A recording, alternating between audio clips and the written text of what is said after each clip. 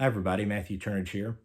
I got a really good response to the Egypt Station review video I did last week, so thank you to everybody that watched and commented. Of course, Egypt Station, in addition to having 16 tracks on the album, there are several bonus tracks that were released.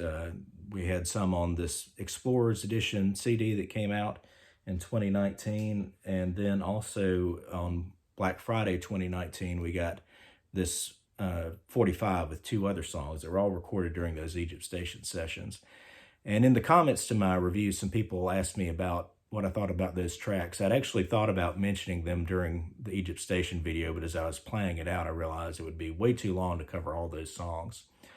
So since some people asked in the comments, I thought, well, instead of just putting my thoughts in the comments, why not just make another video? So there's part 2 or an addendum to the Egypt Station review to cover the bonus tracks from the Explorers Edition and the Record Store Day 45.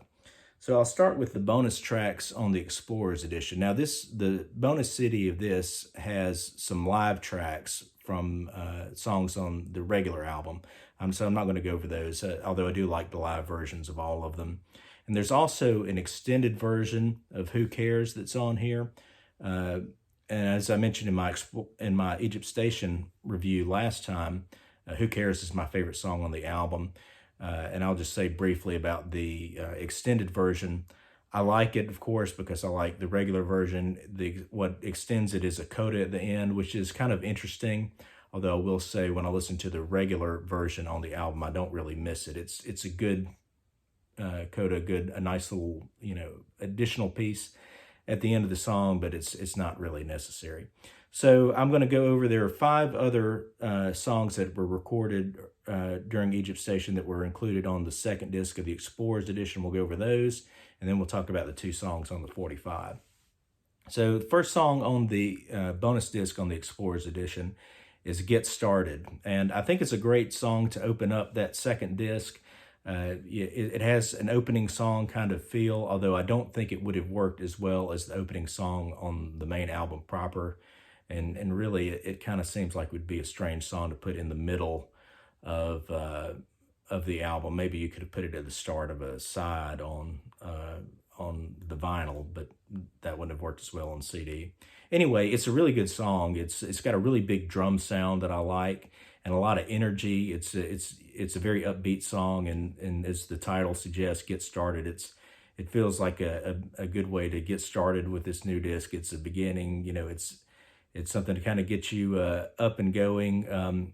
It's got a really interesting coda at the end too. So you've got this sort of upbeat, song at the beginning, then it goes into a little different feel and the coda with some acoustic guitar, and it goes into a bit of a jam thing, which I really like.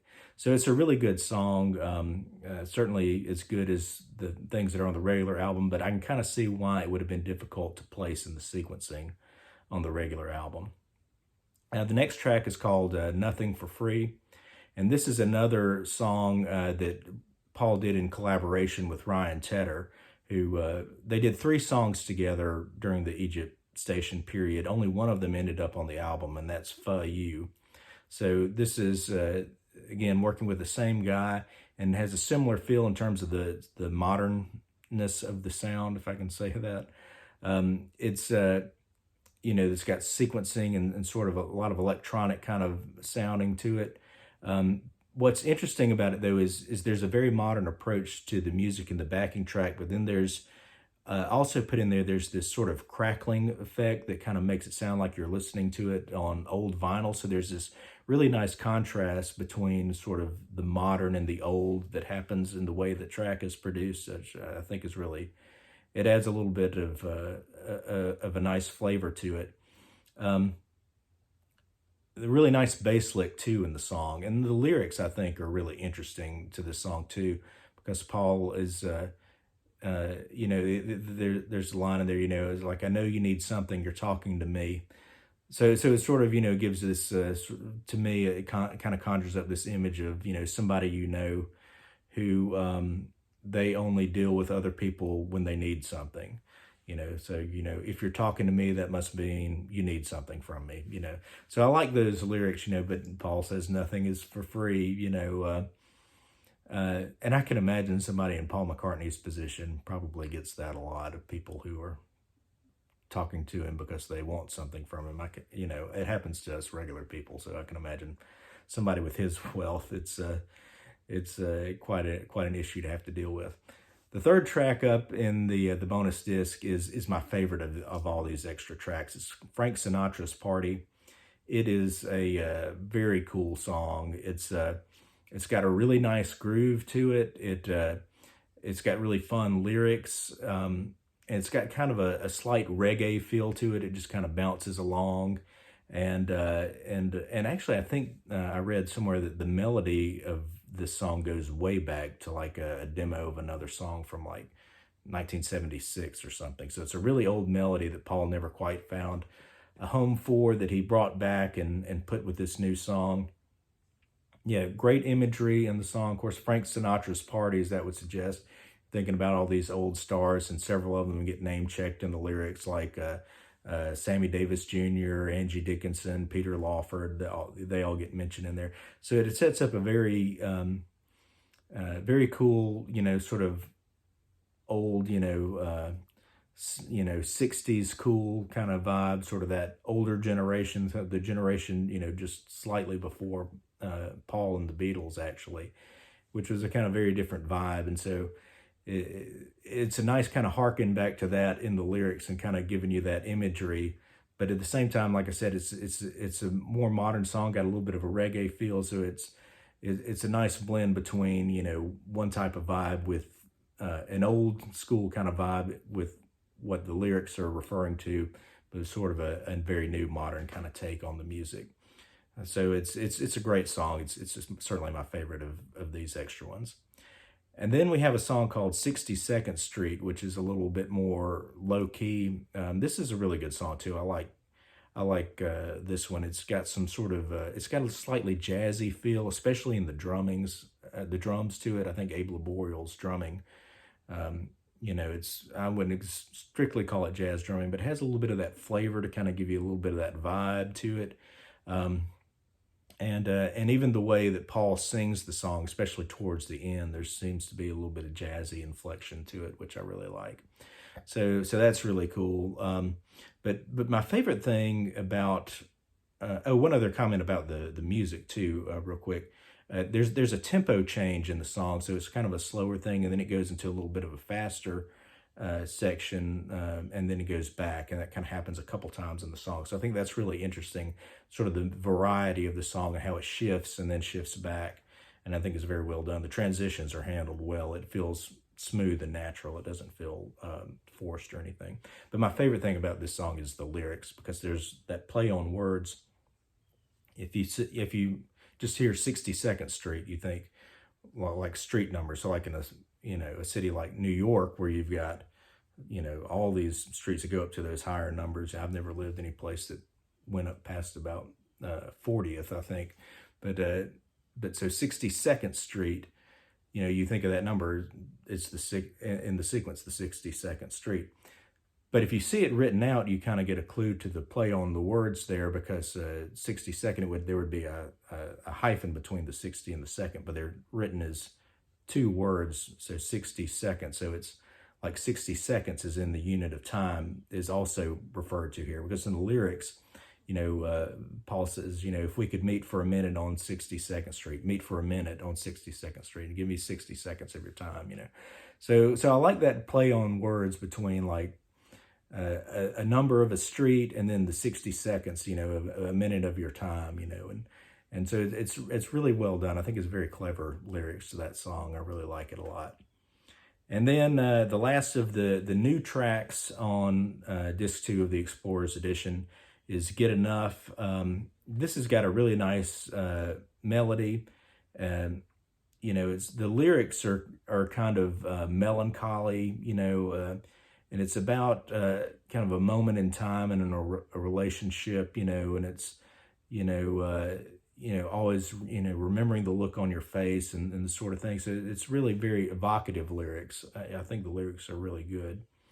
The production on it is very kind of nice and epic. It's nothing too overblown, but it kind of builds, and there's a sense of something, just in terms of the backing track I'm talking about. Because in the other side of the production is the vocals. And I should say, as I'm talking about the production, this is the third of the three Ryan Tedder songs. So we had "Fuh You" on the album, we had "Nothing for Free" here on the bonus disc, and now this is the last one. And I really have to say, I do not like the vocals on this song. I mean, Paul sings it fine, but they add this effect of this auto-tune thing, and it's, it actually, I think of it as being a modern thing, but it's actually been around for over 20 years, I guess, used in pop songs. I'm trying to remember how far back that Cher song came out, but I think it's been 20 years ago now. But anyway, it's way too overdone for my taste. It becomes distracting. Like I say, I really like the lyrics to this track, but to me, they kind of get lost. When I was first listening to the song, I couldn't focus on the lyrics because I was so distracted by the effects going on Paul's vocals. It wasn't until later when I was actually sat down and looked at the lyric sheet. I was like, oh, these are really good lyrics, and went back and listened to the song again, but it gets completely obscured for me when I'm listening to the song because I'm so distracted by what's going on with the vocals. So this is a song that has sort of good elements to it that get totally offset by that auto-tune thing. It just drives me to distraction. So it's easily my least favorite of the group, and I hate to kind of come down on it because, like I said, there's so many good elements. It had the potential to be really well done if they hadn't overdone it with the production on the vocals. So yeah, my least favorite. If I don't usually skip songs on CDs. I usually, even the ones I don't like, unless I just really hate them, I'll bear with it. But if I'm going to skip one, it's going to be that one. All right, so we'll move on to the 45. Like I said, this came out on Black Friday, 2019. 2 songs on this one. The first song, "Home Tonight," I think it's a great song. And if you were going to, not include these, well, my first reaction was, why didn't they just include them on the Explorers Edition? But if you were thinking ahead to have something that would be a standalone single, which Paul had not done in a long time, I think "Home Tonight" is a great choice for that because to me, it feels like a single. It's a great pop song. I like the little elements like the horns and the hand claps in it. It gives it a lot of bounce and energy. The guitar and the bass play together well, sort of the way those guitar lines and bass lines work. Yeah, actually, if I was, adding in all 7 of these tracks together, this would be my second favorite after Frank Sinatra's Party of the bonus tracks. I think it's a great song. It's a lot of fun. It's very catchy, and it makes for a great single, like I said. The flip side is "In a Hurry." Again, a nice bass line and the verses to this song. So Paul still has a really great ear for bass lines, and this particular one, the verses, the bass line that he plays, I like a lot. There's again a nice energy on this track too. It goes well with "Home Tonight," pairing as a single, I think.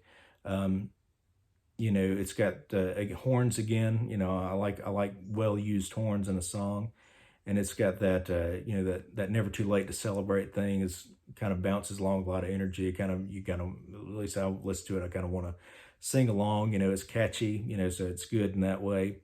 And it's got an interesting little short coda there at the end where you hear some crowd noise. So it's kind of an interesting thing to kind of give it a live feel. There's sort of this celebration kind of theme that Paul's got going on it. So that's a really good song too.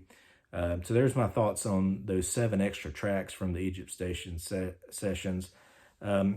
I'd say I like them all with the exception of "Get Enough," and even that has elements that I like that just get overshadowed by one really bad decision on that. Other than that, they're all really good. Frank Sinatra's Party and "Home Tonight" are the best 2 for me. So those are my thoughts on those tracks, and love to hear what you think. Let me know in the comments, and I'll talk to you next time. Thanks for watching.